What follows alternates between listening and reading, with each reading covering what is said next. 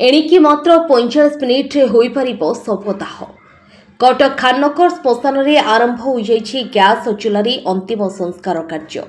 सूचनायोग्य कि गत 2024 मसीहा अगस्ट मसरे यह अत्याधुनिक गैस चूल्हार उद्घाटन होता।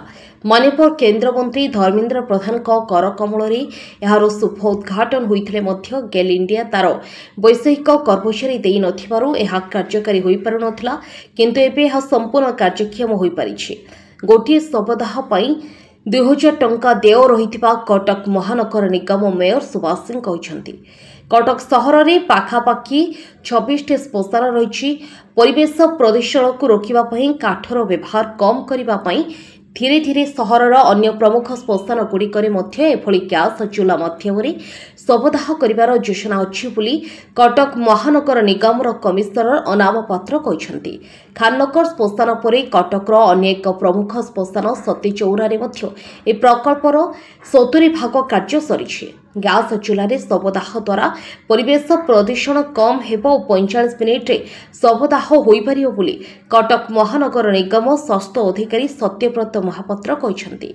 एक कार्यक्रम में कटक महानगर निगम मेयर, कमिशनर, स्वास्थ्य कमिटी अध्यक्ष, स्थानीय कॉर्पोरेटर और अन्य अधिकारी प्रमुख उपस्थित थे। कटकवासी गोटे बड़ धरण स्वप्न थिला, अपेक्षा थिला गोटे गैस चूल्हार डेड बॉडी दाह करने। वैज्ञानिक दृष्टिकोण काठ प्रति जो आवश्यकता बर्तमान जंगल कटा पर प्रतिरोध आसूँ, काठ प्रति गोटे भयंकर विपद जेहेतु जंगल काटी काठ आनी व्यवहार करने काठ व्यवहार पर बहुत कटकणा परिवेशविद मान गाइडलाइन अच्छी।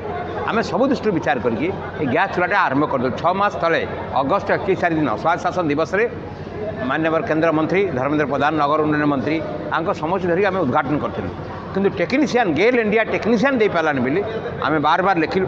फाइनाली टेक्नीशियन देले वर्षकर प्राप्य देबू आम एग्रीमेंट करूँ सागर एवं आमर जो स्टाफ देचु से वर्षे भितर आमको ट्रेनिंग देदेवे। आम स्टाफ म्युनिसिपल सीएमसी स्टाफ मैंने चलेबे एवं गोटे डेड बॉडी पाखापाखि 1600 टंका खर्च होगी गैस रे। गेल इंडिया तार रिपोर्ट देला, आमे तार स्टाफ पेमेंट को मिसेकी आम 2000 टंका रखीचु। गोटे डेड बॉडी दाह कले 2000 टंका दवा पड़े। विकल्प व्यवस्था भी आउ गोटे करूँ। सती चौरार आउ गोटे गैस चूल्हा भी 75% काम सरलानी, से खूब शीघ्र उन्नतित होगा जाऊँगी। आउ 2-3 मास भितर ता कम भी सारू हेले दुटी जाक रही डेली गोटे डेड बॉडी पोड़ापी मैक्सिमम 45 मिनिट्स लगुच। आम डेली 40-50 पोड़ी पार जेहेतु एससीबी मेडिकल कॉलेज ये अच्छी सारा राज्य ये शव गुड़िक आसूची मुर्ताहत कर हस्पिटाल भितर जो मैंने सबको ये खूब कम समय भितर आम शवदाह कम खर्च भी करदे पारे। आम जो गैस भित्तिक श्मशान जोटा अच्छी गैस द्वारा यहाँ क्रेमेटेरियम हम लोकंर शव सत्कार कराब, अस्थि मिल। तेणु ये जो बॉडी टाइमिंग हो 45 मिनट रू घंटे लगे गोटे बॉडी दाह करने कम्प्लीटली। एवं यहाँ पॉल्यूशन फ्री, कौन प्रकार पॉल्यूशन हेनी। आप काठरे पड़ा को धुआं हो एयर पॉल्यूशन हो, तेणु आर पर हाई चिमिन कंडेनसर अच्छी। तेणु एथरे कौन प्रकार गैस विषाक्त गैस बाहर को जीवार ना ना गैस जीवनी। गैसटार से कंबस्टन चैम्बर अच्छे आप देखिए से पूरा ये होगी कम्बस्टन हो जाए बाहर को जीवनी। केवल सिंपल गैसटा जोटा नॉर्मल गैसटा जीव, विषाक्त गैस सब सेठी रही कारण सीएमसी रा टोटाल तत्वावधान रक्षणाबेक्षण maintenance and operation and maintenance. तेणु आम बर्तमान ये 3टा शिफ्ट आमर लोक रे केमी सुरखुर हम तार आम एसओपी अलरेडी करदेचु, अप्रूव करूँ, काउंसिल अप्रूव होती एसओपी।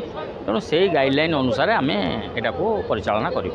देखिए आप देखो हॉल अच्छी बढ़िया अच्छी सिस्टम अच्छी लोक बसवे समस्त प्रकार सुबंदोबस्त अच्छी। तेणु कौन प्रकार असुविधा हबार मु देखुना। कटक देवाशीष रथों रिपोर्ट, ओडिशा समाचार।